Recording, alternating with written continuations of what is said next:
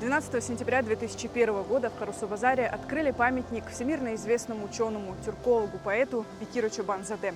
Монумент установили в центре города. Чтобы увековечить выдающегося крымского татарина, активистами была проделана большая работа. В 1990-е годы был создан Координационный центр по возрождению крымско-татарской культуры, который занялся вопросами сохранения памяти Бекира Чобанзаде. Так, в Карасу-Базаре была учреждена крымско-татарская библиотека, которую позже назвали в честь Чобанзаде. А в 1993 году имя известного ученого дали одной из улиц города. Kitapxanəni açqan vaxtımızda mən 300'den ziyade kitap verdim. Son adamlarda birisi 20 tane, birisi 5 tane, birisi 1 tane bana böyle edip bayağı toplandı. В 1993 году к столетию Чобанзаде силами активистов в городе был установлен памятный камень. Каждое это действие было победой для общественников, которые писали многочисленные обращения и сталкивались с сопротивлением со стороны властей. Biz Lever'den ikimiz edim, kimden edi? Gorsovet'e kirgen edi. Gorsovet boynuna almadı. Ruhsat da vermeyiz dedi, yok dep de aytalmayımız dedi.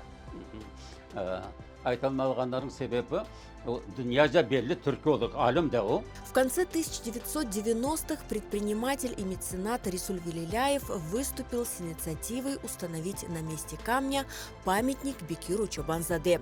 Автором монумента стал художник Али Белялов. Чобанзаде сидит на пьедестале у небольшого столика. Elbette kolay olmadı. 3 yıl bu iş albarıldı, heykel yasaldı, temeli koyuldu, onun üstüne de heykel koyuldu. Karasubazarlılar onu kabul etmediler. Başladı vandalizm. Başladılar kurmağa onu. Yazıların parladılar, plitkaların parladılar. 2002 senesi, 1. senesi on kanday bolsa da onu açtık. Ayağını kırdılar. Anasını gene yapıştırıp gene koyduk işte. Şimdi herkes alıştı, yavrular alıştı, etmeyecek, bir şey etmeyecek.